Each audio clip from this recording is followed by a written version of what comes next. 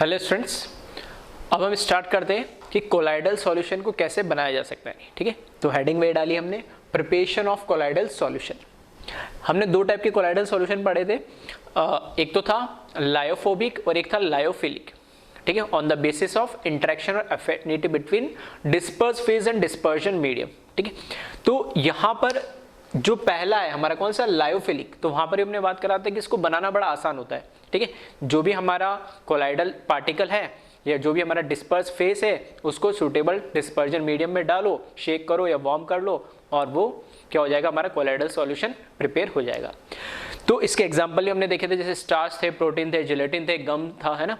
तो ये सब इसके कोलाइडल पार्टिकल या डिस्पर्स फेज के एग्जांपल थे। तो बस वही चीज लिखा है इसमें, सिर्फ द कोलाइडल सॉल्यूशन। ठीक है, प्रिपरेशन, इसमें फर्स्ट लिखा मैंने प्रिपरेशन ऑफ लायोफिलिक सॉल या लायोफिलिक, चाहो तो पूरा लिख लेना, कोलाइडल सॉल्यूशन।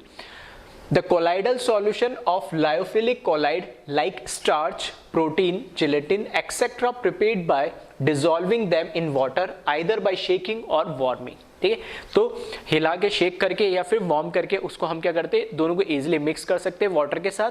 ठीक है, स्टार्च, प्रोटीन और जिलेटिन, गम वगैरह जो भी हमें कोलाइडल, जो यहाँ पे पार्टिकल, कोलाइडल पार्टिकल से मतलब यहाँ पर किसका है, डिस्पर्स फेस का है। ठीक है, इसका डिस्पर्स फेस का, और वाटर यहाँ पर क्या है, डिस्पर्जन मीडियम है। ठीक है, तो ये तो इजीली बन जाता है।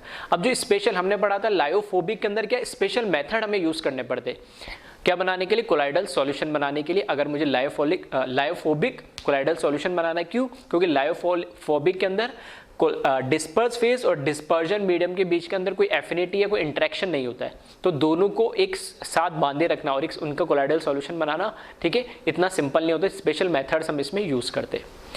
तो नेक्स्ट में लिखा प्रिपरेशन ऑफ लायोफोबिक सोल। इसमें भी दो मेथड हम बोलते हैं, एक होता है डिस्पर्जन मेथड और एक होता है कंडेंसेशन मेथड। देखो अल्टीमेटली ये बात पहले भी कर चुके लास्ट लेक्चर में भी, कि मुझे colloidal solution banana, that means ultimately बात किसकी हो रही है, कि जो डिस्पर्स फेस है या डिस्पर्जन मीडियम है उनमें पार्टिकल की साइज की बात हो रही है।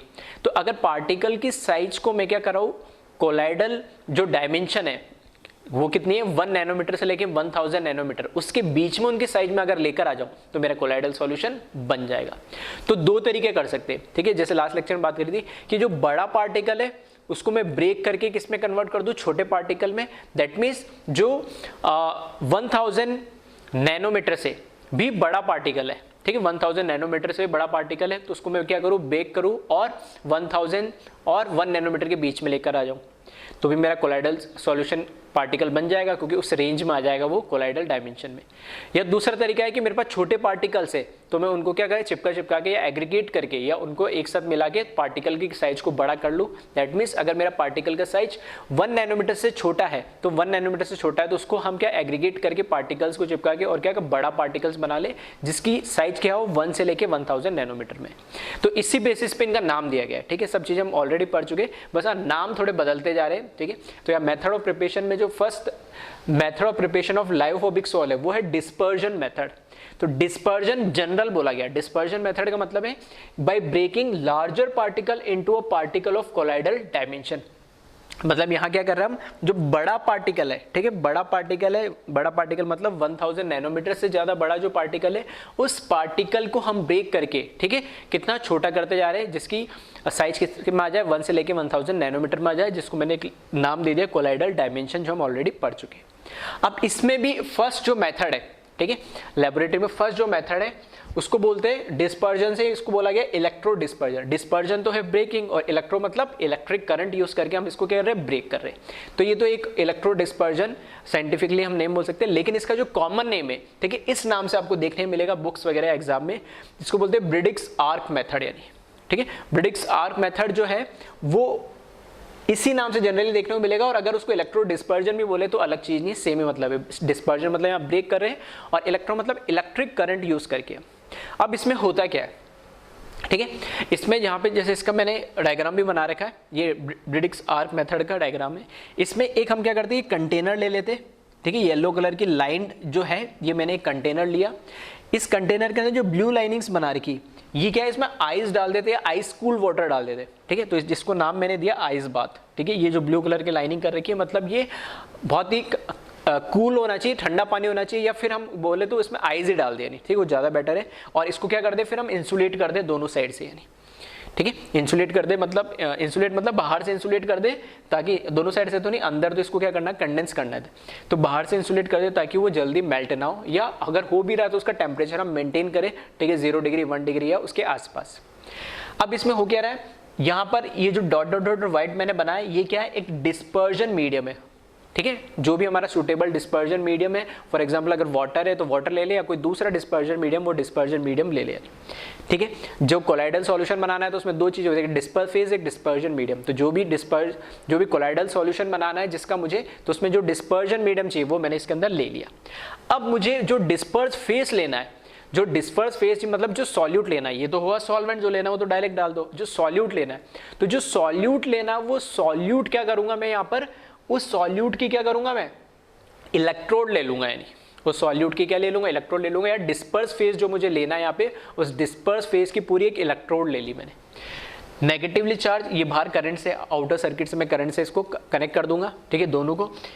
दोनों इलेक्ट्रोड सेम मेटल के होने चाहिए, ठीक है, अलग अलग नहीं होनी चाहिए, एक ये एक है, ऐसा नहीं, या कोई ऐसी नहीं होनी चाहिए ग्रेफाइट या कार्बन जो रिएक्ट ना करे, ऐसा नहीं, ठीक है। दोनों, अगर ये गोल्ड की है तो ये भी गोल्ड की होनी चाहिए, सिल्वर है तो ये भी सिल्वर की, प्लेटिनम है तो ये भी प्लेटिनम, मतलब सेम एलिमेंट या सेम मेटल के लिए होनी चाहिए। अब क्या हो रहा है, दोनों सेम मेटल की है और दोनों इलेक्ट्रोड है, ठीक है। अब जैसे ही क्या करेंगे, इन दोनों को तो मैंने क्या करा, कनेक्ट कर दिया। अब जैसे इन दोनों को पास में लाएंगे, ठीक है, दोनों को टच करेंगे तो हमें पता है नेगेटिव पॉजिटिव आएगा, और दोनों को आउटर सर्किट से कनेक्ट कर दिया तो इसमें क्या होगी, एक जैसे टच आएंगे तो करंट फ्लो होगा और एक स्पार्किंग फील होगी, ठीक है। तो जनरली ये हमने देखा भी होगा, ठीक है, दो वायर लोगे उसमें कनेक्ट कर दोगे और जैसे टच करोगे तो उसमें से, ठीक है, चिंगारियाँ टाइप निकलती है, स्पार्किंग निकलती है। तो वो जो स्पार्किंग निकल रही है वो होती क्या है, वो इस इलेक्ट्रोड पे जो जिस मेटल का ये इलेक्ट्रोड है, वो मेटल क्या होने लगता है, धीरे वेपराइज होने लगता है, ठीक है, डायरेक्ट सॉलिड से क्या होने लगता है, वेपराइज होने लगता है, ठीक है। तो वो जो वेपर्स आपने देखा भी होगा, ऐसे टच करते हुए धुआं सा निकलता है, तो वो धुआं ऐसे अपना आप नहीं निकल रहा, वो जो मेटल है जिस भी वायर से को आपको कनेक्ट करा या अपने इलेक्ट्रोड को जो कनेक्ट करा, तो इलेक्ट्रोड के अंदर जिस एलिमेंट से वो बना हुआ है, वो एलिमेंट सॉलिड से डायरेक्ट इसमें वेपर में कन्वर्ट हो रहा है, तो वो वेपर्स हमें नजर आती है। तो ऐसा नहीं वो धुआं निकल रहा, धुआं नहीं निकल रहा होता, वो उस इलेक्ट्रोड का ही होता है। तो अब इसको मैंने क्या करा, उस डिस्पर्जन मीडियम के अंदर डिप करके मैं इनको क्या कर रहा हूं, दोनों की स्पार्किंग करा रहा हूं, दोनों को टच कर रहा हूं। जैसे टच करूंगा तो वो वेपराइज फॉर्म में जो एलिमेंट पिघल के, या मैं ऐसे बोल सकता हूं पिघल के या वेपराइज होके जो निकल रहा है, वो एटमॉस्फेयर में या बाहर नहीं जा रहा, वो इस पानी या मैं से बोल सकता हूं इस डिस्पर्जन मीडियम के अंदर ही है। अब डिस्पर्जन मीडियम का टेम्परेचर मैंने क्या कर लिया, हाईली कूल्ड कर दिया बाहर आइस बात लगा के। समझ में आया मैंने आइस क्यों लगाया, आइस इसलिए लिखा है क्योंकि मुझे वो जो वेपर्स इसकी निकल रही है, स्पार्किंग होने से जो वेपर्स निकल रही है मेटल की, उन मेटल की वेपर्स को मुझे क्या करना है, कंडेंस करना है। नहीं तो कंडेंस करने के लिए मैंने इसको क्या कर दिया, आइस कूल्ड कर दिया इस बात को। तो इस बात को आइस कूल्ड करूंगा तो ऑब्वियस सी बात है, जो डिस्पर्जन मीडियम इसमें लिया जाएगा, जो सॉल्वेंट इसमें लिया जाएगा, वो भी क्या हो जाएगा, हाईली कूल्ड हो जाएगा। तो वो कूल्ड होगा, उसके अंदर जैसे स्पार्किंग होगी, जैसे उसमें वेपर्स आएंगे, वो क्या हो जाएगा, उसको कंडेंस कर देगा। कंडेंस करने से क्या होगा, ये बाहर नहीं निकलेगा इस डिस्पर्जन मीडियम से, वो इसके अंदर ही कहीं ना कहीं क्या हो जाएगा, डिसॉल्व हो जाएगा। तो इस तरीके से बार बार हम इसमें स्पार्किंग करेंगे। तो यहाँ पे डिस्पर्जन मीडियम तो है, और इसके जो पार्टिकल वेपर्स फॉर्म में कन्वर्ट हो रहे स्पार्किंग से, वो कंडेंस होके और इसमें, ठीक है, इस डिस्पर्जन मीडियम के अंदर वो डिस्पर फेज मिक्स हो जाएगा। तो यहाँ कर क्या रहे हमने क्या बोला, डिस्पर्जन कर रहे, ब्रेकिंग ऑफ लार्जर पार्टिकल। हमने तो बड़ी बड़ी इलेक्ट्रोड ले लिए, बड़ी बड़ी इलेक्ट्रोड ले लिए, उस इलेक्ट्रोड को हम क्या कर रहे हैं, छोटे छोटे से पार्टिकल स्पार्किंग के फॉर्म में हम छोटे छोटे पार्टिकल्स उसमें से उस इलेक्ट्रोड के निकालते जा रहे हैं, ठीक है। तो इस तरीके से ये मेथड जो कहलाता ब्रिडिक्स आर्क मेथड क्यों बोलते हैं, क्योंकि इसमें आर्क निकलती है, ठीक है, स्पार्किंग या आर्क भी बोलते हैं इसको, इसलिए ब्रिडिक्स आर्क मेथड भी बोला जाता है। तो ये डायग्राम ये नोट कर ले, एग्जाम में आए तो उसको बना देना। बाकी इसके बारे में 2-3 पॉइंट मैंने लिख दिए। वही, an arc is struck between the metal electrodes under the surface of water in a container surrounded by ice bath, ठीक है। तो डिस्पर्जन मीडियम हो सकता है वाटर या और कोई दूसरा भी हो सकता है। तो हमने क्या करा, आर्क जो स्टार्क मतलब इसमें आर्किंग कराई है इलेक्ट्रोड्स के बीच में, ठीक है, अंडर द डिस्पर्जन मीडियम, जैसे मैंने यहाँ लिख दिया वाटर है, ठीक है, और वो जो कंटेनर है वो सराउंडेड बाय क्या, आइस बात है। तो the intense heat of the arc vaporises some of the metal, which condense under cold water, ठीक है। तो वो जैसे उसमें इंटेंस हीट, मतलब इतना हाई टेम्परेचर, जैसे दोनों को टच करते हैं तो इतने हाई टेम्परेचर, इतना हीट जनरेट होती है, उसको क्या करता है, मेटल को वेपराइज कर देता है। वो वेपराइज कर देता है तो उसको हम क्या कर लेते हैं, उसमें से क्या कर लेते हैं, उसको कंडेंस कर लेते हैं। कंडेंस किस वजह से हो रहा है, क्योंकि हमने वहां पे कोल्ड वाटर ले रखा है, नहीं, ठीक है। नेक्स्ट लिखा है इसमें, this method is suitable for the preparation of colloidal solution of metal like gold, silver, platinum etcetera, ठीक है। तो बोर्ड एग्जाम में आया तो ये 2-3 पॉइंट इसके बारे में लिख देना। और सबसे एग्जाम में अगर ऐसा कोई भी क्वेश्चन आ रहा है, ठीक है, वो भले फिजिक्स हो, केमिस्ट्री हो, मैथ्स हो, बायो, कुछ भी, जिसमें डायग्राम या कुछ ना कुछ इसका इस तरीके से रिप्रेजेंटेशन है, तो वो सबसे पहले बना ले। थ्योरी भले कम लिखोगे चलेगा, लेकिन ये डायग्राम वगैरह आप बनाओगे, उसकी लेबलिंग करोगे प्रॉपर, तो मार्क्स उससे ऑब्वियस सी बात है ज़्यादा ही मिलेंगे, नहीं, ठीक है। तो इसको कॉपी करें। इसके बाद हम देखते हैं इसका नेक्स्ट मेथड, डिस्पर्जन मेथड में दूसरा मेथड कौन सा है, ठीक है, लायोफोबिक कोलाइडल सॉल्यूशन बनाने का।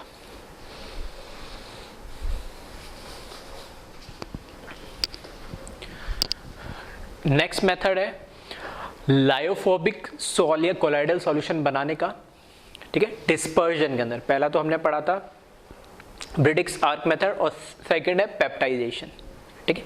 पेप्टाइजेशन जो वर्ड है किससे, प्रेसिपिटेट से आया है, ठीक है। तो प्रेसिपिटेट से हम यहां पर क्या कर रहे हैं, कोलाइडल सॉल्यूशन बना रहे हैं। तो इसमें हो क्या रहा है, जो प्रेसिपिटेट होता है वो होता है थोड़ा सा लार्जर साइज का, ठीक है। कोलाइडल पार्टिकल से तो काफी लार्जर साइज का होता है। तो उसको जो प्रेसिपिटेट है, उस प्रेसिपिटेट को हमें क्या करना है, ब्रेक करना है, ठीक है। ब्रेक करके और पार्टिकल्स को किस में लेकर आना है, कोलाइडल साइज के पार्टिकल्स में कन्वर्ट कर देना।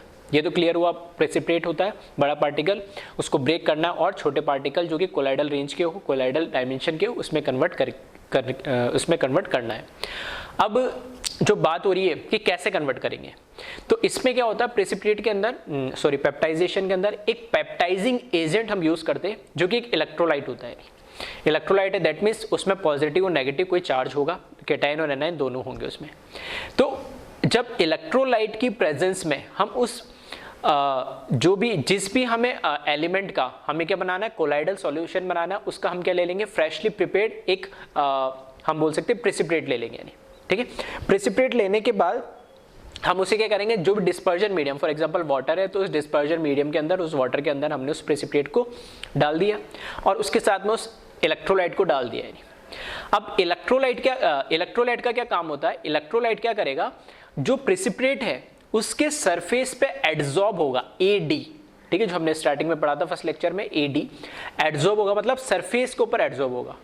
अब क्योंकि उसके अंदर इलेक्ट्रोलाइट है तो कैटाइन भी होगा, एनाइन भी होगा, पॉजिटिव चार्ज भी होगा, नेगेटिव चार्ज भी होगा, तो कौन एड्सॉर्ब होगा, तो ये डिपेंड करेगा प्रेसिपिटेट किस चीज का बना हुआ है।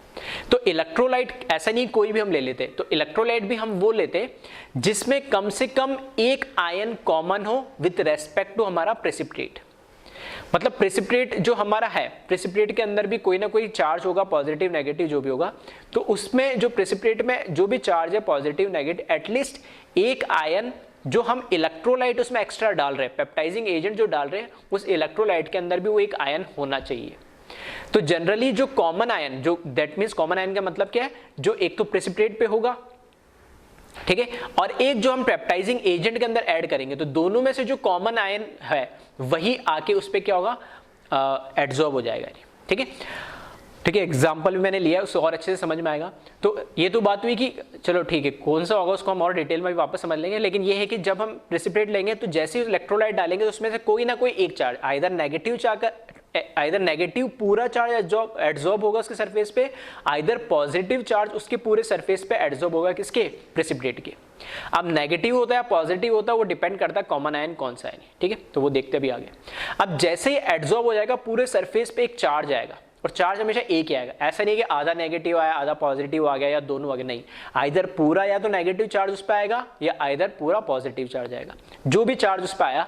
अब इसकी जो प्रेसिपिटेट के सरफेस पे क्या पूरे पे चार्ज जब पॉजिटिव आ गया मान लो, या पूरे पे नेगेटिव आ गया, तो सेम चार्ज आने से क्या होगा, उसकी सरफेस पे वो एड्सॉर्ब तो हो गया लेकिन निकल नहीं पा रहा, तो वो क्या कर रहे हैं, आपस में ही वो चार्ज की वजह से रिपल्शन हो रहा है।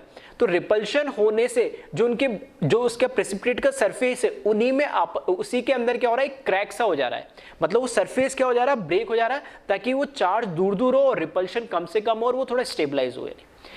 फिर से बोल रहा हूं मैं, जैसे ही हमने प्रेसिपिटेट के ऊपर इलेक्ट्रोलाइट डाला तो उसमें से कोई ना कोई आइदर एक नेगेटिव चार्ज पूरे पे एब्जॉर्ब होगा या फिर आइदर पॉजिटिव चार्ज पूरे पे एब्जॉर्ब होगा, और जैसे उस सरफेस पे चार्ज एब्जॉर्ब हो जाएगा तो सरफेस के ऊपर जो चार्ज एब्जॉर्ब हुआ वही आपस में क्या करेंगे, रिपेल करना शुरू करेंगे, और रिपेल करना शुरू करेंगे तो वो जो सरफेस है वो क्या होने लगेगी, ब्रेक होने लगेगी। क्यों? क्योंकि उसको रिपल्शन कम करना है, स्टेबल होना है। तो इस तरीके से वो बड़ा जो पार्टिकल है वो किसमें, छोटे पार्टिकल के अंदर क्या हो जाता है, ब्रेक हो जाता है। ठीक है, तो इस तरीके से हमने प्रेसिपिटेट को ब्रेक करा और वो किस साइज में आ जाता है, वो कोलाइडल डायमेंशन के रेंज में आ जाता है। अब इसमें एक फायदा ये हुआ कि जो फाइनल हमें कोलाइडल सॉल्यूशन मिला है उस कोलाइडल सॉल्यूशन के ऊपर कोई ना कोई चार्ज तो रहेगा, कोई चार्ज तो वो भाई बहुत सारा चार्ज था तो वो तो ब्रेक होकर छोटे छोटे पार्ट में कन्वर्ट हो गया, लेकिन फिर भी चार्ज तो रहेगा छोटे छोटे पार्ट पे भी, ठीक है, जितना छोटा हो सकता था। अब वो जो चार्ज है, फॉर एग्जांपल मान लिया मैंने पॉजिटिव चार्ज था इनिशियली प्रेसिपिटेट पे, तो जो छोटे छोटे पार्ट हुए, फॉर एग्जांपल उसके 5 पार्ट हो गए, 10 पार्ट हो गए, तो 10 पार्ट में भी पॉजिटिव चार्ज होगा, तो वो जो कोलाइडल पार्टिकल जैसे एक दूसरे के पास आने की कोशिश करेंगे डिस्पर्जन मीडियम में वापस दूर हो जाएंगे। क्यों? क्योंकि दोनों पे क्या हो गए, सेम चार्ज आ गया। तो वो एक तरीके से इनको क्या कर रहे, स्टेबलाइज कर रहे, क्योंकि वो कोगुलेशन यानी मतलब वापस से चिपक के नीचे सेटल डाउन या प्रेसिपिटेट नहीं हो सकते। क्यों नहीं हो सकते? क्योंकि अब जो ब्रेक होने के बाद जो पार्टिकल्स हमें मिले उन पे क्या है, सेम चार्ज है। अब सेम चार्ज है तो जैसे ही वो पास में आएंगे उन पे क्या होने लगेगा, रिपल्शन होने लगेगा और वापस वो दूर हो जाएगा। तो इस तरीके से वो पूरे सॉल्यूशन के अंदर या पूरे उस कोलाइडल सॉल्यूशन के अंदर डिस्पर्स जो फेस होगा, कोलाइडल जो पार्टिकल होगा वो क्या होता है, घूमता रहेगा और वो सेटल डाउन नहीं होगा, कोगुलेट नहीं होगा, तो एक इसका बेनिफिट और हो जाता है। ठीक है, तो इस तरीके से ये पेप्टाइजेशन प्रोसेस होता है। ठीक है, अब कुछ पॉइंट्स मैंने लिखे, इसी को जो मैंने समझा उसी को एक्सप्लेन करने के लिए, तो एक बार पॉइंट वाइज भी हम देख लेते हैं और एक एग्जांपल भी लिया तो और अच्छे से आपको समझ में आ जाएगा। तो पेप्टाइजेशन का मतलब क्या है? Process of converting precipitate into colloidal solution by shaking it with suitable dispersion medium in the presence of small amount of electrolyte। तो वही है, हम क्या कर रहे हैं, प्रेसिपिटेट को एक छोटे पार्टिकल मतलब कोलाइडल रेंज के पार्टिकल के अंदर कन्वर्ट कर रहे हैं किसी भी सुटेबल जो भी हमारा डिस्पर्जन मीडियम होगा, वाटर या और कुछ भी हो, in the presence of electrolyte. Electrolyte होना जरूरी है। नेक्स्ट पॉइंट लिखा है, electrolyte used for peptization is known as peptizing agent. जो इलेक्ट्रोलाइट यूज किया जाता है किसी भी पर्टिकुलर प्रेसिपिटेट के लिए, कोई पर्टिकुलर कोलाइडल सॉल्यूशन बनाने के लिए, तो वो जो इलेक्ट्रोलाइट है उस कोलाइडल सॉल्यूशन के लिए क्या कहलाता है, पेप्टाइजिंग एजेंट कहलाता है। ठीक है, तो ध्यान रखना ये नाम। नेक्स्ट पॉइंट लिखा, during peptization the precipitate adsorb one of the ion of the electrolyte on its surface which causes the development of charge on precipitate, which results it break into smaller size of particle of colloidal size या range।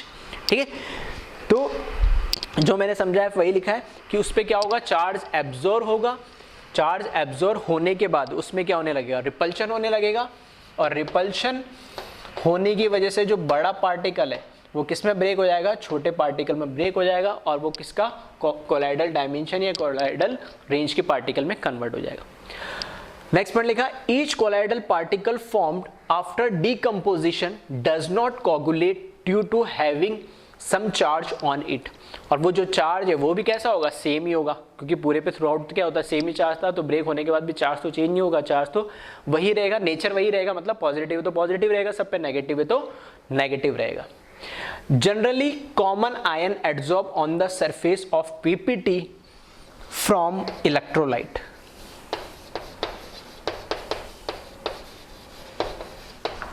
Like यहां पर इस example के लिए लिखा मैंने Fe+3।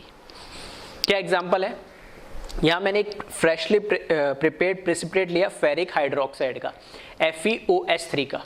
ठीक है, इस तरीके से मैंने बना दिया सरफेस है, ये एक छोटा सा मान लो मैंने, ठीक है, जूम करके बनाया। ये क्या है, प्रेसिपिटेट का एक पार्टिकल है फेरिक हाइड्रोक्साइड का, ये मेरा प्रेसिपिटेट है। इसके अंदर मैंने पेप्टाइजिंग एजेंट ऐड करा FeCl3। अब मैं जो कह रहा था कॉमन आयन, ये मतलब एक आयन कॉमन होना चाहिए, दैट मीन्स जो मैंने प्रेसिपिटेट लिया उसमें एक तो है Fe+ आयन, Fe+3 आयन और एक है OH- आयन। तो अब मुझे जो इलेक्ट्रोलाइट लेना वो इस तरह का इलेक्ट्रोलाइट होना चाहिए जिसके अंदर आइदर Fe+3 आयन आ रहा हो कैटायन, या फिर उसमें OH- आयन आ रहा हो। तो ये जो मैंने पेप्टाइजिंग एजेंट लिया, ये लिया FeCl3, दैट मीन्स इसमें Fe+3 और Cl- कैटायन और एनायन के फॉर्म में प्रेजेंट है। अब कॉमन आयन एडजॉर्ब का मतलब है कि जो प्रिसिपिटेट होगा उसमें से दोनों कैटायन या एनायन में से कोई भी एक आयन कॉमन होगा किसके अंदर, पेप्टाइजिंग एजेंट के अंदर। तो यहाँ के केस के अंदर कौन है, Fe+3, तो कॉमन आयन कौन हुआ, Fe+3 यहाँ पे भी यहाँ पे भी। तो प्रिसिपिटेट के अंदर जो कॉमन आयन है वही उसके सरफेस पे एडजॉर्ब होगा। तो यहाँ जैसे पेप्टाइजिंग एजेंट में डाल के इसको शेक करेंगे तो इसके ऊपर क्योंकि Fe+3 का चार्ज कैसा है, पॉजिटिव है, तो मैंने सिर्फ प्लस प्लस लिख दिया और इसके पूरे सरफेस पे ये क्या होगा, पॉजिटिव चार्ज एडजॉर्ब हो जाएगा। पॉजिटिव चार्ज एडजॉर्ब हुआ तो अब ये क्या करेगा, इन सरफेस के पे जो पॉजिटिव चार्ज है ये आपस में क्या करेंगे, रिपेल करना शुरू करेंगे। रिपेल करने की वजह से ये क्या होते हैं, ब्रेक हो जाते हैं। तो जैसे मैंने 3 इसमें आर्म टाइप निकाल रखी, तो मैंने 3 पार्टिकल के फॉर्म में इसको क्या कर दिया, ब्रेक कर दिया है, ठीक है। तो यहाँ पर ये कोलाइडल पार्टिकल की साइज में, ठीक है, ये ब्रेक हो गए। और दूसरी बात क्या है कि चार्ज तो अभी भी रहेगा इन पे, अब ये है कि और ब्रेक हो सकता है तो और ब्रेक हो जाएगा, ठीक है। और नहीं हो रहा तो अब ये पार्टिकल कभी इसके पास नहीं जा सकता क्योंकि इस पे भी पॉजिटिव चार्ज है, इस पे भी पॉजिटिव चार्ज है, तो वो कोगुलेशन वाली प्रॉब्लम मतलब वापस नीचे सेटल डाउन हो जाए चिपक के, ऐसा पॉसिबल नहीं हो सकता है, ठीक है। तो इस प्रोसेस को हम बोलते हैं पेप्टाइजेशन, ठीक है। तो कॉमन आयन वाला ध्यान रखना, जनरली जो कॉमन आयन होता है पेप्टाइजिंग एजेंट और हमारा प्रिसिपिटेट में वही एडजॉर्ब होता है, ठीक है। तो इसको एक बार आप कॉपी कर ले।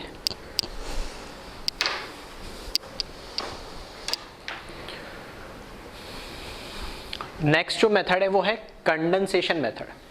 तो हम जो लायोफोबिक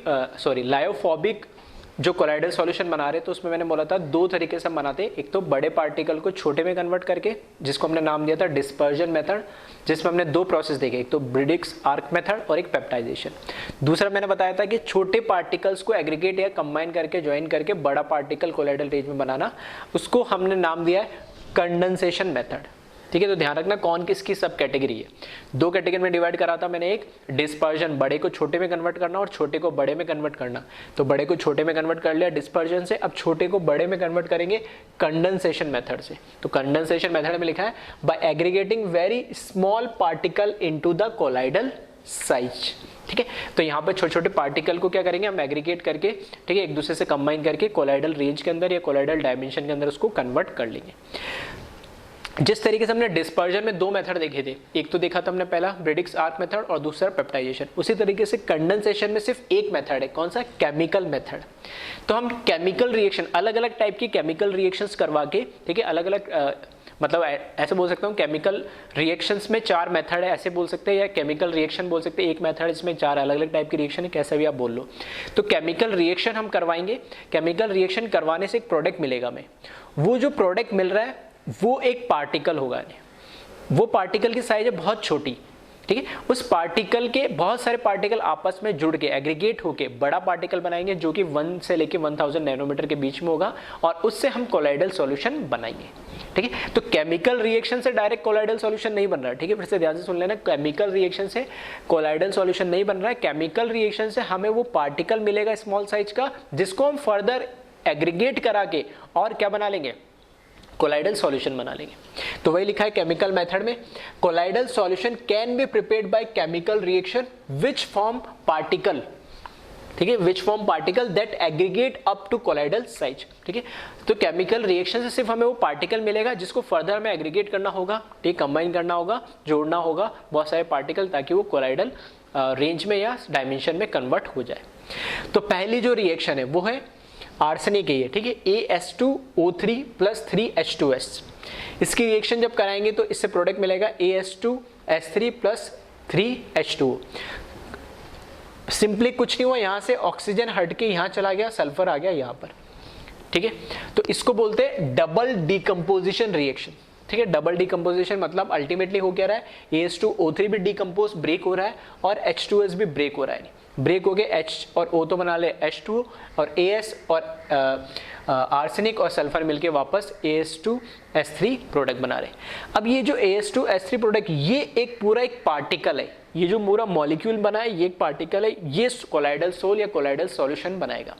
ये पार्टिकल बहुत सारे ऐसे कंबाइन होंगे और बड़े साइज के अंदर कन्वर्ट हो जाएगा, जिसकी कोलाइडल साइज क्या होगी, 1 से लेके 1000 नैनोमीटर के बीच में होगी, और वो सूटेबल डिस्पर्जन मीडियम में हम उसको डाल के और क्या करेंगे, कोलाइडल सॉल्यूशन बना लेंगे। तो पहला मेथड है केमिकल मेथड के अंदर डबल डीकंपोजिशन, दो पार्टिकल डिकम्पोज हो रहे हैं। सेकेंड है SO2 react with 2H2S, hydrogen sulphide से रिएक्ट कर रहा है SO2 और ये बना रहा है सिर्फ सल्फर। ठीक है, इस क्योंकि रिएक्शन बैलेंस करके लिखी है तो यहाँ पे 3 सल्फर के एटम मिल रहे हैं प्लस H2O। नाम दिया है ऑक्सीडेशन। ठीक है, ऑक्सीडेशन किसके रेस्पेक्ट में दिया है? यहाँ सल्फर के रेस्पेक्ट में। सल्फर की ऑक्सीडेशन स्टेट है यहाँ -2, तो वो ऑक्सीडाइज होकर सल्फर की ऑक्सीडेशन स्टेट आ गई 0, तो ये हो गया ऑक्सीडेशन।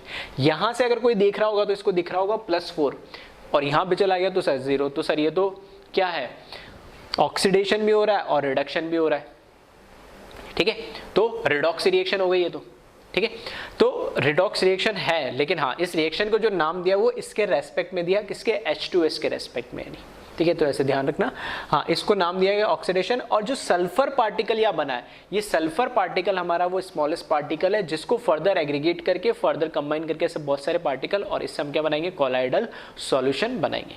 ठीक है, थर्ड रिएक्शन है AuCl3 twice of AuCl3, gold chloride है। ठीक है, रिएक्ट विथ HCHO, ठीक है, फॉर्मल्डिहाइड प्लस 3H2, इसकी रिएक्शन कराएंगे तो यहाँ पर मिलेगा 2 एटम्स ऑफ या 2 मोल ऑफ AU, गोल्ड मिलेगा। ये गोल्ड का सोल बनेगा यहाँ से। ठीक है, गोल्ड का कोलाइडल सॉल्यूशन बनेगा। जो गोल्ड है यहाँ पे बहुत ही छोटा पार्टिकल है, उस छोटे पार्टिकल को फर्दर हम क्या एग्रीगेट करते जाएंगे, ठीक है, कंबाइन करते जाएंगे तो बड़ा पार्टिकल में कन्वर्ट हो जाएगा और उसको सुटेबल हम जो डिस्पर्जन मीडियम उसमें मिला के और इसका क्या बना लेंगे? कोलाइडल सॉल्यूशन बना लेंगे। ठीक है, साथ में इसके बाय प्रोडक्ट मिल रहे हैं और इसको बोला गया रिडक्शन। रिडक्शन किसके रेस्पेक्ट में बोला गया? गोल्ड के रेस्पेक्ट में, क्योंकि यहाँ गोल्ड की देखोगे तो +3 ऑक्सीडेशन है और यहाँ पर AO की ऑक्सीडेशन स्टेट आ गई 0, तो +3 से 0 मतलब ऑक्सीडेशन स्टेट कम हो रही है, दैट मीन्स रिडक्शन हो रहा है, इसलिए हम इसने इसको नाम क्या दे दिया? रिडक्शन। लास्ट रिएक्शन देखोगे FeCl3 + 3H2, FeCl3 3H2 की रिएक्शन होगी तो यहाँ पर ठीक है FeOH3 बना ले रहा, फेरस हाइड्रोक्साइड बना ले रहा है। ठीक है, फेरिक हाइड्रोक्साइड प्लस HCl बना ले रहा 3 मोल, और इसको हमने बोला हाइड्रोलाइसिस। सिंपल हमने क्या करा, फेरिक क्लोराइड को हमने सिंपली पानी में डाला, और पानी में डालने से जो भी पानी के साथ जो भी किसी इलेक्ट्रोलाइट की जो रिएक्शन हो रही है उसको हमने सिंपली क्या बोला? सिर्फ हाइड्रोलाइसिस। ठीक है, हाइड्रोलाइज कर दिया, पानी में डाला और यहाँ पे FeOH3 मिला है। ठीक है, ये मेरा इस बार क्या है, वो पार्टिकल है जो कि कोलाइडल सॉल्यूशन बनाएगा जब इसको फर्दर एग्रीगेट कर देंगे। तो ये मेथड ऑफ प्रिपरेशन हमने पढ़ी है, किस तरीके से कोलाइडल सॉल्यूशन बनाते हैं। तो हमने पहले कैटेगराइज करा था लायोफिलिक और लायोफोबिक के अंदर। लायोफिलिक इजीली बना सकते हैं, स्टार्च प्रोटीन वगैरह जो नेचुरली अकरिंग मिलते हैं पानी के साथ मिला के, और लायोफोबिक को बनाने के लिए 2 मेथड हमने देखे। पहला है डिस्पर्जन मेथड। डिस्पर्जन मेथड में हम क्या करते हैं, बड़े पार्टिकल को छोटे में ब्रेक करते हैं। तो एक मेथड हमने यूज करा था इलेक्ट्रो डिस्पर्जन, जिसको ब्रिडिक्स आर्क मेथड भी बोलते हैं, और सेकेंड हमने मेथड यूज करा पेप्टाइजेशन। ठीक है, जिसमें प्रेसिपिटेट यूज करते हैं इन द प्रेजेंस ऑफ इलेक्ट्रोलाइट। दूसरा जो मेथड है उसके अंदर हम छोटे पार्टिकल्स को बड़े ग्रो करने की कोशिश करते हैं, तो उसको हमने नाम दिया कंडेंसेशन मेथड। कंडेंसेशन मेथड में स्पेसिफिक हम केमिकल रिएक्शन या केमिकल मेथड पढ़ते हैं, जिसमें केमिकल रिएक्शन होने के थ्रू हमें एक पार्टिकल मिलेगा। वो एटम भी हो सकता है, मॉलिक्यूल भी हो सकता है। जैसे यहाँ देखोगे तो ये पूरा एक मॉलिक्यूल है, यहाँ देखोगे तो एक एटम है, यहाँ पे भी एक एटम है और यहाँ एक मॉलिक्यूल है। तो एक एटम भी हो सकता है, कोई मॉलिक्यूल भी हो सकता है। वो क्या करेगा, फर्दर एग्रीगेट, वैसे बहुत सारे पार्टिकल कंबाइन होंगे और एक बड़ा पार्टिकल बन जाएगा, जिसको हम क्या बोलेंगे, जिसको हम फर्दर, ठीक है, बड़ा पार्टिकल कन्वर्ट होने का फर्दर हम उसको जो भी डिस्पर्जन मीडियम होगा सुटेबल उसके अंदर मिला के और उसका कोलाइडल सॉल्यूशन प्रिपेयर कर लेंगे। ठीक है, तो ये मेथड ऑफ प्रिपरेशन थी कोलाइडल सॉल्यूशन की। अब जो कोलाइडल सॉल्यूशन बन रहे, इन जिन भी मेथड से हम बना रहे, तो कहीं ना कहीं कोई ना कोई इम्प्योरिटीज इनके अंदर हो जाती है। ठीक है, इम्प्योरिटीज हो जा रही है, किसी भी तरीके डस्ट पार्टिकल आ गया, दूसरा आयन आ गया, कैसे भी आ गया। ठीक है, तो 100% परफेक्टली तो कुछ काम होता नहीं, तो कुछ ना कुछ इम्प्योरिटीज इनको बनाते समय आ जाती है। तो उन इम्प्योरिटीज को हम कैसे रिमूव करेंगे वो हम नेक्स्ट पढ़ने वाले, तो जिसको हमने नाम दिया, टॉपिक को नाम प्यूरिफिकेशन ऑफ कोलाइडल सॉल्यूशन। ठीक है, तो इसको आप पहले कॉपी कर ले, फिर हम आगे बढ़ते हैं।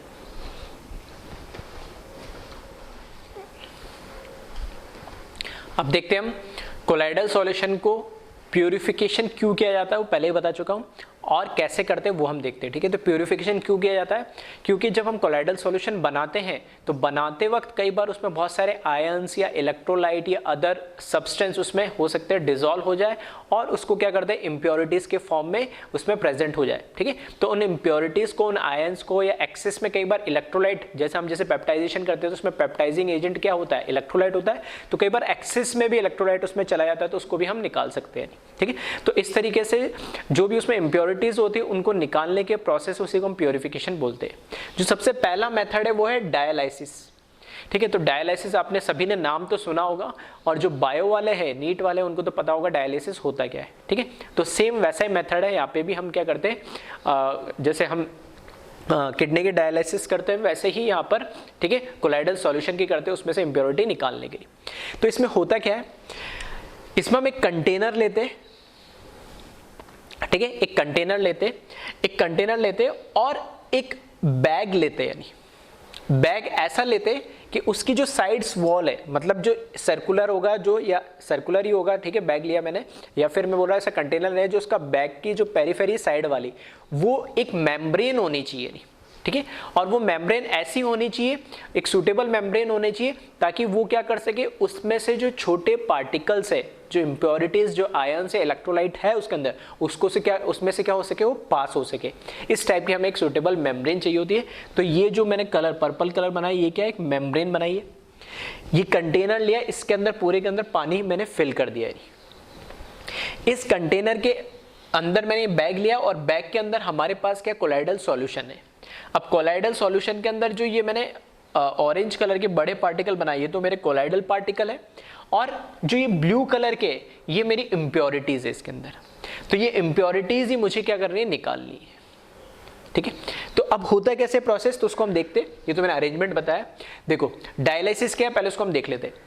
Process of removing dissolve impurity from a colloidal solution bye diffusion through a suitable membrane like animal membrane, parchment paper, cellophane sheet, etc.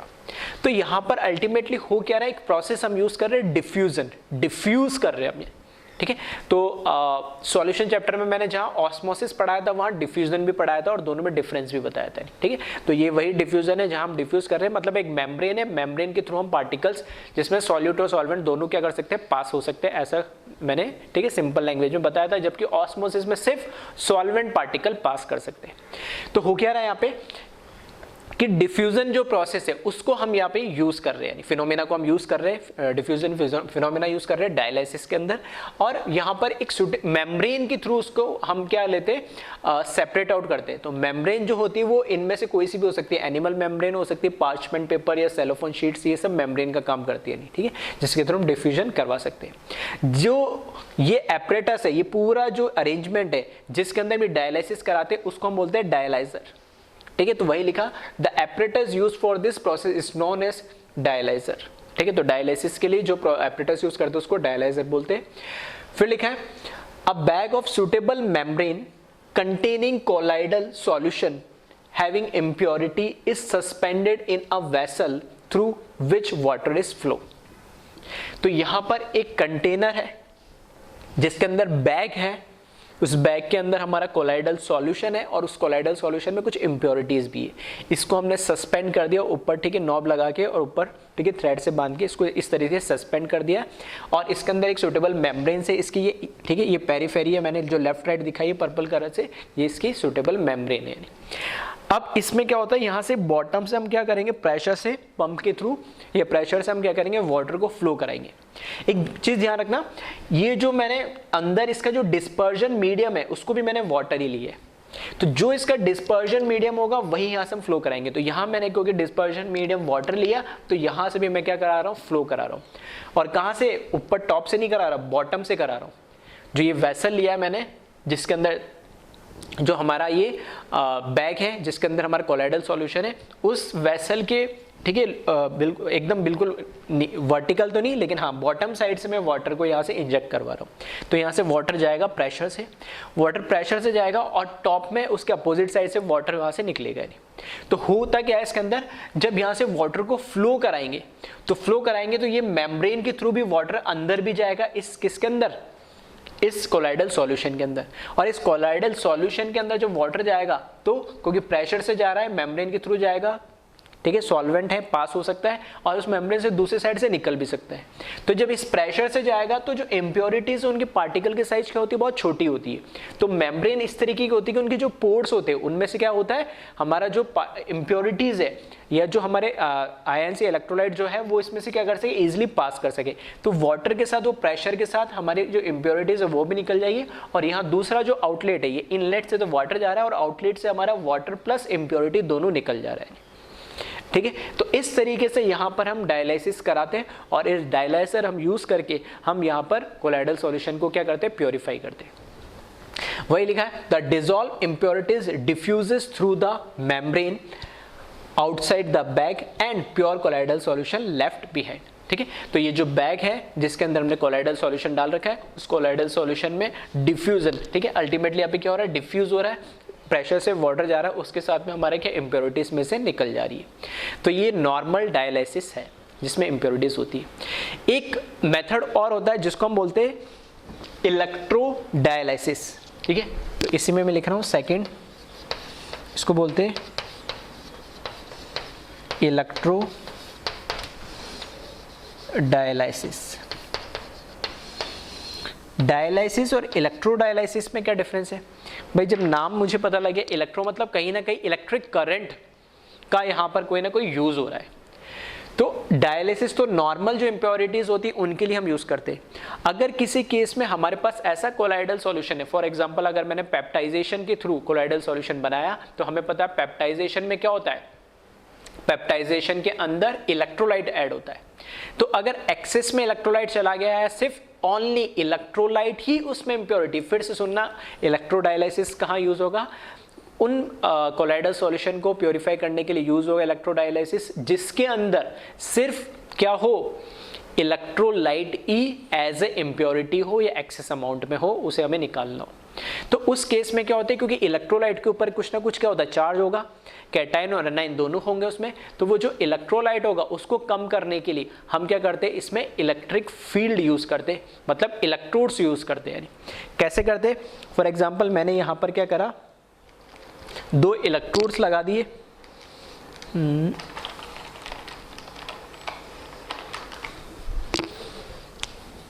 ठीक है। यहां पर मैंने क्या करा, एक यहां पर लगा दिया और एक यहां पर लगा दिया।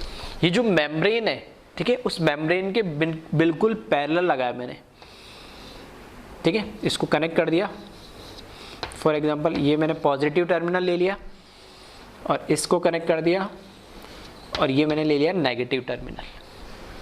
अब होगा क्या, जब वाटर फ्लो होगा और अब जो इसके अंदर इम्प्योरिटी वो क्या होगी, आयंस होंगे। अब जो इम्प्योरिटीज होगी वो क्या होंगे, आयंस होंगे।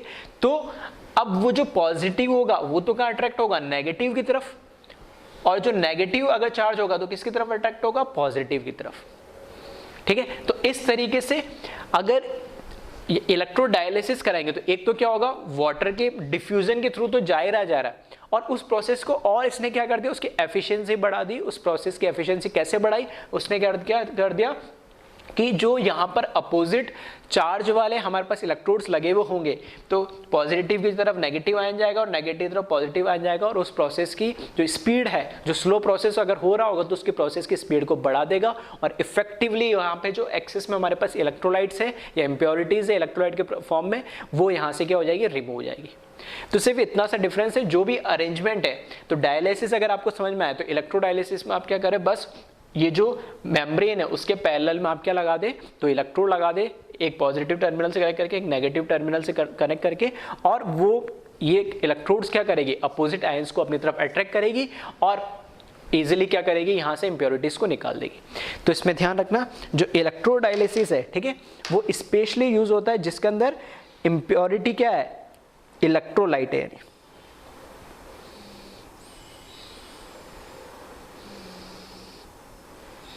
ठीक है, तो इसमें लिख लेना, it is used only for those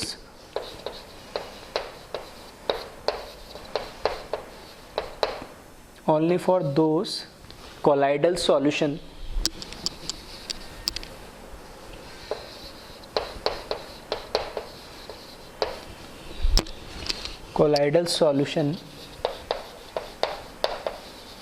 in which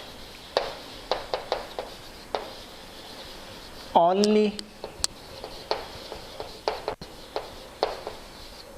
electrolyte is present as impurity.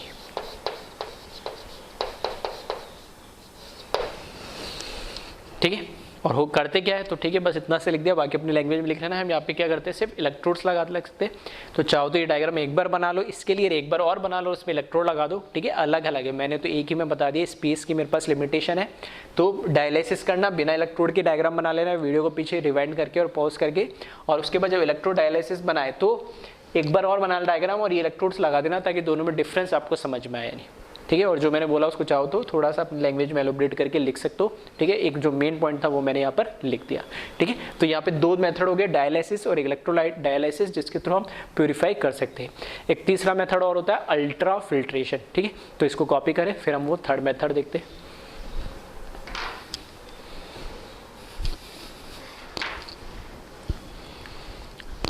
Last और थर्ड जो मेथड है प्योरिफिकेशन का, वो थोड़ा बहुत सिंपल है। ठीक है, सिंपल मतलब फिल्टर, उसको प्योरीफाई करना तो सिंपल है, लेकिन हाँ वो जो प्रोसेस है वहाँ तक पहुँचने में थोड़ा सा मुश्किल है। कैसे, तो इसका नाम ही अल्ट्रा फिल्ट्रेशन। अल्ट्रा फिल्ट्रेशन का मतलब है कि बहुत ही ऐसा फिल्टर पेपर हम तैयार करते हैं जिसकी पोर साइज, ठीक है, बहुत ही क्या होती है, छोटी होती है। और इस अल्ट्रा फिल्टर पेपर की खास बात क्या होती है, वो जब उस अल्ट्रा फिल्टर पेपर से जब आप किसी भी सब्सटेंस को पास करोगे, ठीक है, सब्सटेंस को पास करोगे, तो उसके अंदर जो हमारा कोलॉइडल पार्टिकल की साइज होती है, ठीक है, 1 से लेके 1000 नैनोमीटर थे, इन पार्टिकल के साइज को वो क्या करेगा, पास नहीं होने देगा, वो फिल्टर पेपर के ऊपर ही रह जाएगा।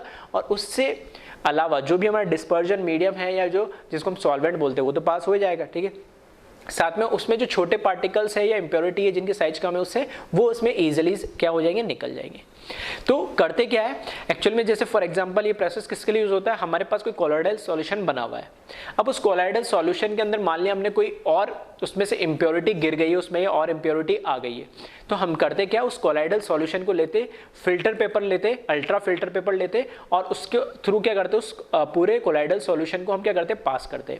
तो उसमें से जो डिस्पर्जन मीडियम होगा वो तो लिक्विड फॉर्म में, सॉल्वेंट फॉर्म में, तो वो तो निकल ही जाएगा। साथ में जो भी इम्प्योरिटीज होती है, ठीक है, वो ऐसे इम्प्योरिटीज होगी जो पार्टिकल्स उसमें गिरे, इनकी साइज बहुत छोटी होती है, वो भी उसमें से क्या हो जाएगी, पास हो जाएगी। यानी ठीक है, हाँ ये मत बोल देना सर 1000 नैनो, ठीक है, वो तो फिर बहुत बड़ा पार्टिकल हो जाएगा, सस्पेंशन हो जाएगा, तो वो नहीं। ठीक है, तो 1 से लेके 1000 नैनोमीटर के बीच में जो हमारा कोलॉइडल पार्टिकल है, डिस्पर्स फेज है, वो उस फिल्टर पेपर के ऊपर ही रह जाएगा। यानी ठीक है, तो सारी इम्प्योरिटीज वहां से पास होगी, सॉल्वेंट वहां से पास हो गया, डिस्पर्स, या फिर मैं बोल सकता हूँ डिस्पर्जन मीडियम उसमें से पास हो गया, सिर्फ वहां पर क्या रहेगा, डिस्पर्स फेस रह गया, जिसको हम कोलॉइडल पार्टिकल बोलते हैं। अब उस पार्टिकल में सिर्फ वो प्योर फॉर्म हो गया, अब उसको हमने क्या करा, अलग से ले लिया, और फ्रेश हमने बिल्कुल प्योर डिस्पर्जन मीडियम लिया, हमारा प्योर सुटेबल जो भी डिस्पर्जन मीडियम था उसका फ्रेश डिस्पर्जन मीडियम या सॉल्वेंट लिया, और उसके अंदर उसको मिक्स करके स्टैड करा, और हमारा इस तरीके से प्योर क्या हो जाएगा, कोलॉइडल सॉल्यूशन तैयार हो जाएगा, और उसका इस तरीके से हमने प्योरिफिकेशन कर दिया। हाँ, अब जो ये फिल्टर पेपर है इसके भी एक बनाने का एक प्रोसेस होता है, तो खैर वो इतना हमारे लिए इंपॉर्टेंट नहीं, तो हाँ बस इतना ध्यान रखना, अल्ट्रा फिल्ट्रेशन का काम क्या है कि वो कोलॉइडल पार्टिकल को तो पास नहीं होने देता, बाकी दूसरे इंप्योरिटीज वगैरह को पास होने देता है। ठीक है, तो वही चीज हमने लिखी है अल्ट्रा फिल्ट्रेशन में, it is the process of separating colloidal particle from solute and solvent present in colloidal solution by specially prepared filter paper called ultra filter paper which passes all particle except colloidal particle। ठीक है, तो ध्यान रखना है solute और solvent का मतलब ये कि जो हमारे पास solvent होता है जिसको हम dispersion medium होता है उसको मैं बोल रहा हूँ solvent, और उसके अलावा जितने दूसरे उसमें impurities वगैरह जो भी गिर गए उनको मैं बोल रहा हूँ solute। तो वो जो भी impurities है, ठीक है, एज ए उनको यहाँ पे चाहो तो लिख लेना, सॉल्यूट से यहां मतलब है इम्प्योरिटी, और सॉल्वेंट से यहां पर मतलब है डिस्पर्जन मीडियम से। ठीक है, तो कंफ्यूज मत होना सॉल्यूट सॉल्वेंट कहां से है। ठीक है। तो ये जो भी हमारी इम्प्योरिटी है और जो हमारा डिस्पर्जन मीडियम है उसके अंदर कोलाइडल पार्टिकल, उसको हम क्या कर रहे हैं, पहले अलग कर रहे हैं। डायलिसिस में तो हम क्या कर रहे हैं, जो सॉल्यूशन बना हुआ उसको ही पूरे को क्या कर रहे हैं, प्योरीफाई कर रहे हैं। कैसे कर रहे हैं, ठीक है, डिफ्यूज करके मेम्ब्रेन से यानी।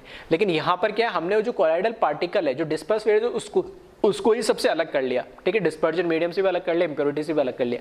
अब जो कोलाइडल पार्टिकल अलग आ गया मेरे पास, ठीक है, जो डिस्पर्स फेज अलग मेरे पास प्योर फॉर्म में आ गया, अब उसको फिर बिल्कुल प्योर और फ्रेश मैंने क्या करा, एक डिस्पर्जन मीडियम लिया, सूटेबल जो भी था, ठीक है, उसका सॉल्वेंट लिया और उसके अंदर मिक्स करके उसको स्टायर करके और क्या करा, मैंने अपना कोलाइडल सॉल्यूशन फिर से बना लिया एक तरीके से, और उसको मैंने नाम दिया प्योरिफिकेशन, उसका हो गया। ठीक है, तो वही लिखा आगे, the colloidal particle left on the ultra filter paper are stirred with fresh dispersion medium to get pure colloidal solution. ठीक है, तो इस तरीके से हम क्या करते हैं, कोलाइडल सॉल्यूशन को प्योरीफाई कर लेते हैं। तो कोलाइडल सॉल्यूशन होता क्या है, उनका टाइप क्या होता है, वो हम ऑलरेडी देख चुके। कोलाइडल सॉल्यूशन कैसे बनाया जाता है वो हम देख चुके। कोलाइडल सॉल्यूशन को कैसे प्योरीफाई किया जाता है वो हम देख चुके। अब लास्ट चीज जो रह गई है, इनकी कोलाइडल सॉल्यूशन की प्रॉपर्टीज। ठीक है, तो वो हम वन बाय वन डिस्कस करेंगे। इसको कॉपी करें। Thank you class.